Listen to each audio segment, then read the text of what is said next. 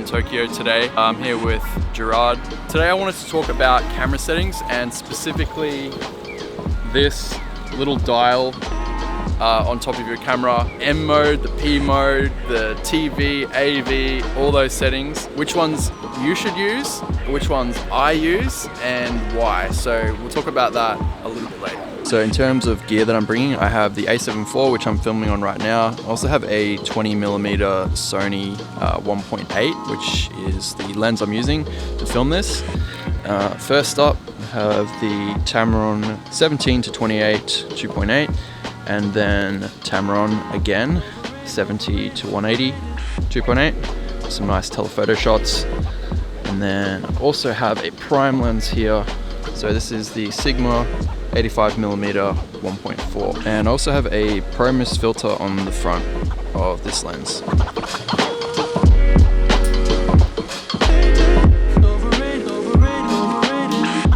Let's climb to the top of this staircase. It's about 10 floors up. This is a really amazing view of the intersection down below.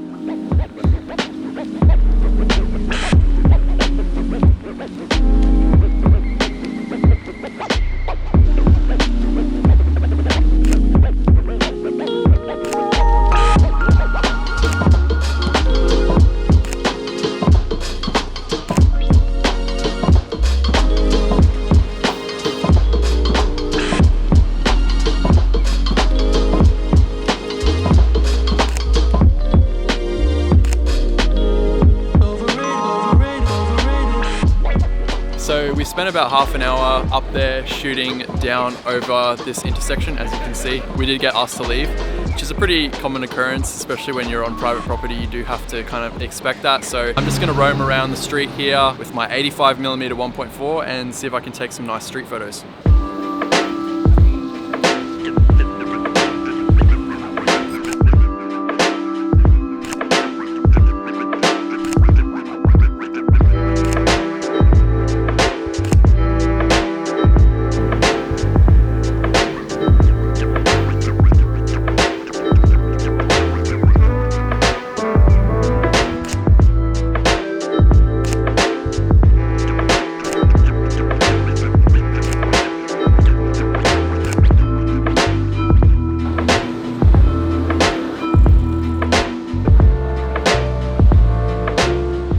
Okay, so I think it's really important to realize that if you're shooting any other mode other than M, full manual mode, then you're actually allowing your camera to select some aspect of the settings for you. So in the case of aperture priority, you choose the aperture and the camera will select the shutter speed and the ISO. With shutter priority, you choose the shutter, camera does the rest. And how your camera will actually select those settings is using its meter.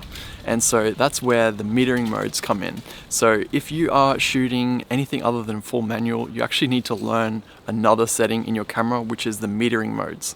And that's something we can go into on another video in the future, but there's all kinds of metering modes like spot, center weighted average, evaluative, so quite a lot to actually wrap your head around there. And the thing is with these other modes like aperture priority, shutter priority, program mode, is that they don't always get it right. There have been times when shooting in aperture priority and the camera has chosen a really strange shutter speed. A shutter speed that was too slow and I got really kind of blurry images, or a shutter speed that was just ridiculously high, and then therefore the ISO had to be really high, introducing unnecessary grain into the photo. Program mode is more like automatic mode, but you can actually set your minimum and maximum shutter speeds that you want the camera to use, and also the same thing goes with the ISO. So it's a little bit more flexible than full automatic. And on some of the newer cameras you can set a minimum shutter speed and a maximum shutter speed, and also the same thing with ISO as well for your aperture priority or your shutter priority modes. And it's actually a really great way to ensure that your camera doesn't pick the completely wrong settings, but ultimately you're still leaving it up to the camera in these modes. And that's the biggest reason why I only use manual mode. I want full control over my settings at all times. That being said, I can definitely see a use case for aperture or shutter priority or any of these other modes other than a manual mode. And basically it boils down to being able to capture moments straight away. You just raise the camera to your eye, take the photo, and the exposure looks great. You didn't have to adjust anything. So moments like this happen all the time at weddings and other events, and it's really valuable just to be able to raise the camera to really quickly get that exposure correct and then fire off the shot. So I know Gerard actually uses aperture priority all the time at weddings for this exact reason. But for me, I'm very rarely in situations where I need that kind of speed to get the shot. I'm always kind of setting up shots and really taking my time and slowing down with the camera, and so full manual mode for me works the best. So I hope that clears it up why I use manual mode and I don't use any of the other modes. Let's get back into the vlog. Okay, so we just finished up shooting here. We're about to get another train over to Roppongi Hills. It's around 1 p.m, but the sun doesn't get super high in the sky at this time of year, so you still get all those beautiful shadows through the streets, and you can really play around with the shadows and the light and get some really interesting photos. So it's really nice being able to shoot pretty much the entire day here. I don't know if you can see this, but Gerard is right up there. We got kicked out of this spot maybe a few hours ago, so we'll see how he goes. He's really trying to get more of the light that's coming through from this direction and coming across the intersection. Looks like he's on his way down now. Thought they were gonna lock me in. Did you get a shot? Yeah, I got a shot. It's pretty sick up there. Oh, nice. Oh, sweet.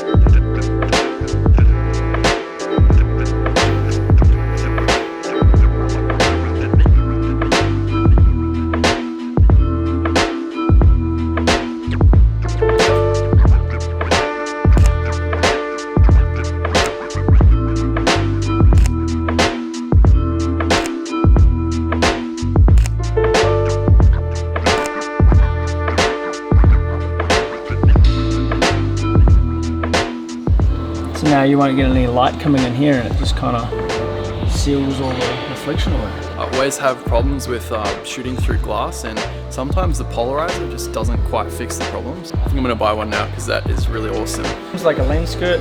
You can buy one for like 200 bucks on Amazon, but this one's only 15 bucks and it does the job. It's just a bit of rubber. So cool.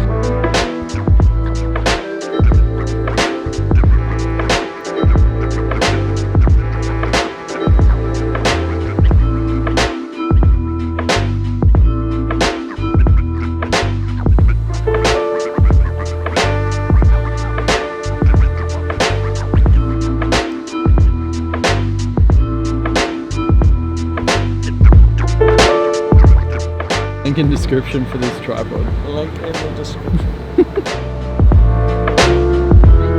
Wow, that rooftop was amazing just to see the expanse of Tokyo. It is vast, and you really get to see it from up there, so that was very special. We're back down on the lower floor now, and the lights of Tokyo Tower have just come on. I'm gonna take a couple more photos, but I think that's where I'll leave it for this video. Hope you guys enjoyed this one. Make sure you leave a like down below if you enjoyed it, and subscribe if you want to see more videos like this, and I'll see you on the next one.